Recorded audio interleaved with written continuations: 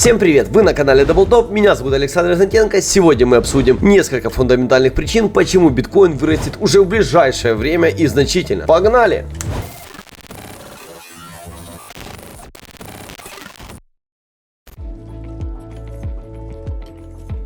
Ребят, извините, на самом деле не прям вот в ближайшее, это фундаментальные вообще новости от Энтони Сасано. Это такой твиттер-гайд, у него 250 тысяч подписчиков, кто не подписан, можете подписаться, в целом читаю, у него интересные мысли.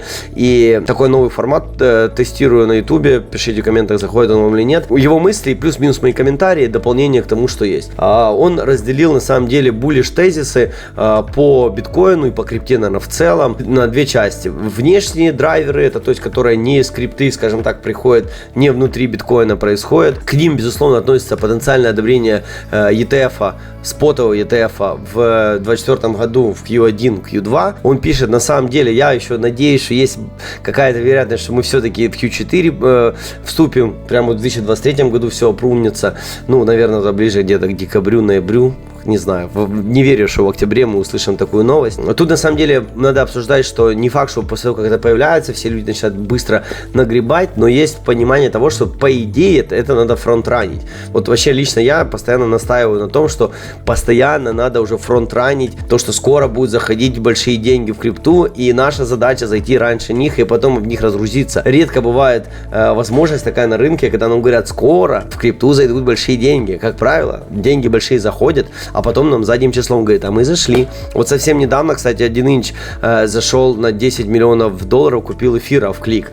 То есть 1inch, уж поверьте, Буков и компания, они совсем не дураки, они уже очень много булранов и даунтрендов видели, и их точка входа это тоже, как мне кажется, намного лучше, чем условно какие-то там Илон Маск или какие-то венчуры заходят. Ну, опять же, Илон Маск в 2021 году зашел, да, перед хаями, поэтому его прям брать во внимание сильно не стоит. Но, тем не менее, тезис такой, что ETF, видимо, уже точно примут, все так постоянно говорят, поэтому фронтранить заранее биток возможно было бы. Ну, тут еще дальше такой момент, которым я не согласен. Он пишет, что стейкинг эфириум становится все более привлекательным для институционалов за счет пассивного дохода. Я вообще-то не очень понимаю, в эфире мы в лайды там можем по 3,5, даже с LSD истории, а в LSD не все хотят залазить, там может какие-то 6-7 получаться. Смысл туда закидывать, если можно сейчас в бандах американскому государству дать в долг просто 5,5, под 5,5% и жить не дужить. Вот это на самом деле, как будто туда в первую очередь должны пойти большие бабки, потому что опять же, если у вас там 10 миллионов, вы 10 миллионов закидываете, получаете 500 тысяч в год,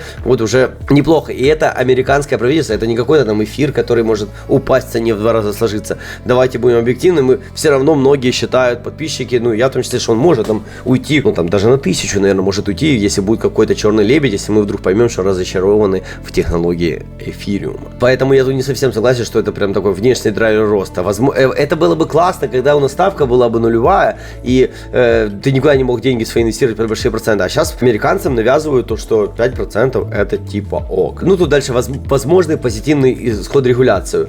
К примеру, биль о стейблкоинах. Тут имеется в виду про биль, что стейблкоины как бы зарегулируют и скажут, все, USDC это вот бетон, он обеспечен полностью, и люди за счет этого будут больше верить в крипту. Я лично не сильно вижу из-за этого прихода ликвидности, то я в этом плане с ним немножко не согласен. И тут вот компании из традиционных финансов внедряют крипту, Visa, PayPal. Это факт, это происходит, будет происходить и чуть дальше будет все уноситься, то есть это никуда не денется, по-любому банки должны уже куда-то принять крипту, вы должны понимать, что биткоин супер популярен, вот тут важный момент, и вообще крипта, и люди уже хотят, дай где-нибудь ее иметь.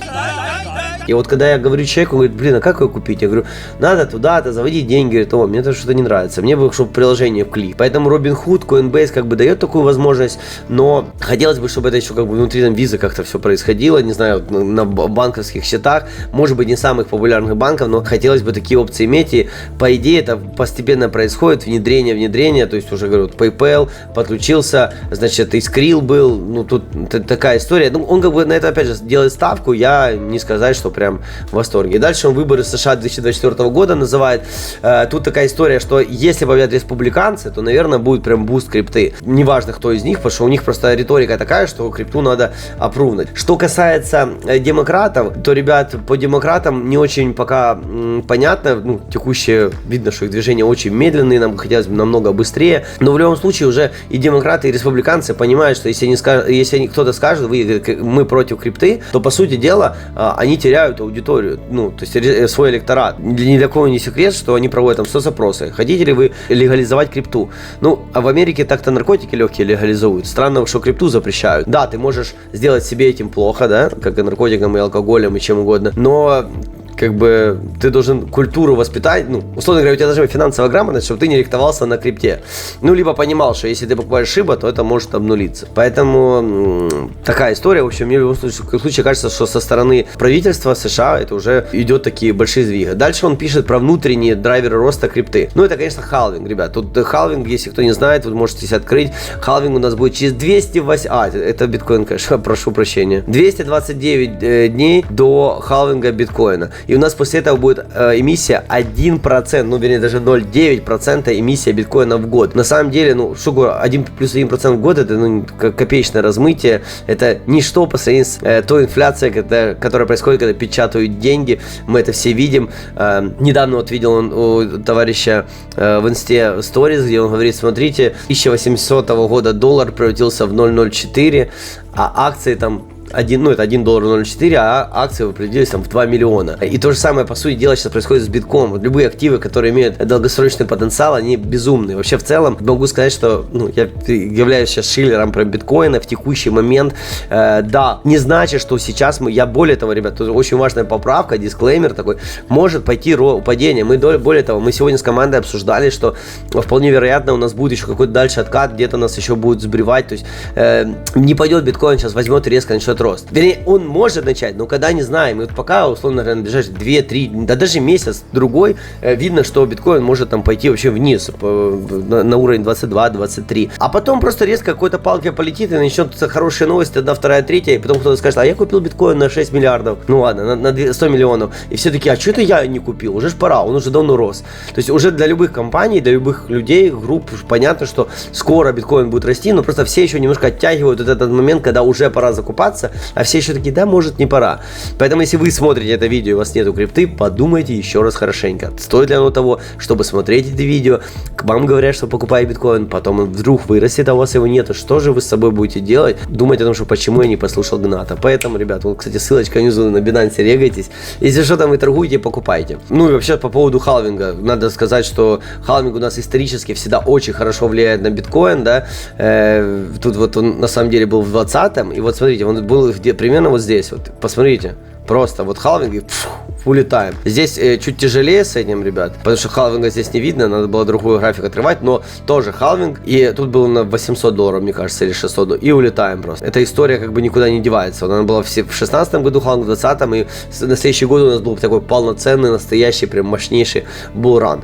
Поэтому здесь тоже его нельзя пропустить. Да, возможно, вы скажете, так еще целый год, а потом после халвинга. Возможно так, но никому не мешает сейчас зафронтранить тех людей, которые, зная это, купят раньше, чтобы потом продать. В один момент уже где-то будет точка, которой поздно закупиться. Смотрите, чтобы это была не она. Неплохой такой шиллинг, но, говорю, сейчас в текущий момент может падать. Начало нового 4-летнего цикла в 2024 году. Да, все еще стабильно отрабатывают. Вот 16-20, вот теперь мы ждем 24 год. Тут с этим ничего не сделать, и пока это является фундаментальными такими причинами. Ну, тут фаза накопления до халвинга, да, то есть мы находимся в такой истории, до халвинга накапливаем, чтобы потом вот это унестись в космос. Тут история, например, еще рассвет Layer 2, который может принести в систему новые деньги. Вот тут вопрос хороший, потому что мы можем открыть, да, Дефиламу и посмотреть, сколько вообще нам Layer 2 решения привлекли, ну, на ликвидности, вообще стоит ли на это акцентировать внимание. Тут будут большие дискуссии, на самом деле, на этот счет, потому что кто-то скажет, да нахрена оно все надо, но в моем понимании Арбитрум, Полигон, Оптимизм, но Avalanche не совсем Layer 2, тут уже дальше нету таких Layer 2 больших с объемами, но вы в курсе остальных проектов, которые мы все ждем, да, условно говоря, там какой-нибудь тот же Starknet, это, правда, Layer 1 решение, не знаю, почему решил, что Layer 2, но суть в том, что Layer 2 решения нужны нам для того, чтобы удержать эфир, и как будто на эфире у нас будет появляться что-то, наконец-то, настоящее. Не знаю, будет ли это так, не так, но вполне вероятно, что Layer 2 сделает технологию более доступной, и у нас уже прям на эфире будет что-то появляться, потому что, ну, наверное, история с другими чейнами, типа EOS, там в 2018 году EOS в 2019 хайповал, мы пытались там на нем что-то билдить, делать, дапки какие-то, они сильно далеко не уходят, казино какие-то появляются, а в целом нет. Ну, как бы я говорю, опять же, не совсем согласен с этим пунктом по поводу роста. Децентрализованные социальные платформы привлекают все больше внимания. Тут тоже интересный момент, потому что социальные платформы, по идее, ну, у нас же сейчас такая история, что Twitter имеет какую-то цензуру, да блин, даже чат GPT имеет цензуру, и, возможно, нам нужна децентрализация для этого, и тогда у нас появятся какие-то вот социальные платформы. Вопрос такой-то интересный, ну, типа, это может стать драйвером роста Web3, как когда-то у нас было Web 2, но вот пока Web 3 даже вы можете написать, что вы думаете, что для вас Web 3, потому что по поводу Web 3, я сколько смотрю, люди до сих пор не совсем понимают, что это, и уж тем более не понимают, как это все применять. Инвесторы уже тоже не сильно, скажем так, туда инвестируют. Вот такие вот реалии. Тут дальше он написал: улучшенная токеномика эфир благодаря Merge и Burn. Ну, типа, то, что у нас типа сжигание произошло, да, это тоже сам факт, что вообще вопрос, как быстро будет эфир флипать биткоин, он продолжает быть открытым, потому что эфир это супер крутая технология, которая сам актив сжигается уже не только в ее сети, но теперь еще в Layer 2 сетях, да, улучшенная токеномика эфир благодаря Merge и Burn. Я не знаю, почему назвал Merge, у нас уже был так-то этот Лондон, который дал сжигание. Ну, тут можно открыть, просто посмотреть, что вот за 30 дней, вот так можно за год посмотреть, да? Минус 0,26% получилось, если брать со старта мерджа. Вот уже почти год произошло. Мне кажется, что он произошел 5 августа, да, возможно, что я путаю. В любом случае, 354 дня прошло, и у нас минус 0,26% эфира в обращении. И это, надо сказать, что не было булрана, не было такого момента, когда забита сеть. И, ребят, если тут поставить галочку вот биткоин, вот смотрите, плюс 1,7, а эфир сжигается. И вот если был бы эфир на Proof of Work, еще больше было бы эфира. То есть на самом деле у эфира изменения колоссальные. Я напоминаю, что сжигается просто неимоверное количество эфира. И сжигаются на комиссии, уходят просто тонны его на $1 миллион. И у вас эфира вот сколько было, если вы им не пользовались, его в мире стало меньше, он уже дороже. То, почему сейчас эфир такой в затормозке, это для меня загадка. То есть я считаю, что у эфира большое развитие технологий, просто по эфиру нет еще вот этого потенциала на ETF, на фьючерс. Но это все будет, и там тоже будет, я говорю, биткоин, потом эфир наберет какую-то капу. Те, кто добавили биткоин, скажут, там BlackRock, Fidelity и другие, на этом очень много заработают, и поймут, что надо бы эфирчик добавить, потому что там тоже можно будет много заработать. И тогда эфир уже унесется в космос, и я думаю, что вполне вероятно, примерно вот не в этом был ранее, а в следующем мы уже увидим, как эфир свапает биткоин. Это будет такое еще уникальное время, хотя, посмотрим, конечно. Вот у меня пока такое видение, что это может произойти. Сейчас я больше сделаю ставку на биткоин, именно за ETF на биткоин. По эфиру, опять же, уже все говорят, что это commodity, что это товар, не ценная бумага, поэтому, по идее, его ждет та же самая судьба, что по биткоину с точки зрения адопшена и принятия различными биржами, ETF-ами и так далее. На самом деле, это плюс-минус все, что написал Энтони. Не знаю, понравился ли вам такой обзор, потому что я вижу иногда твиты прикольные, и я, знаете что, я иногда думаю, а что я ему буду их пересказывать? Но не все же подписаны, не у всех есть время смотреть, поэтому если я буду находить прикольные треды, может быть, просто их озвучивать и дополнять своими мыслями. Как вам такой формат? Пишите комментарии, ставьте лайки, делитесь этим видео с друзьями. Всем пока!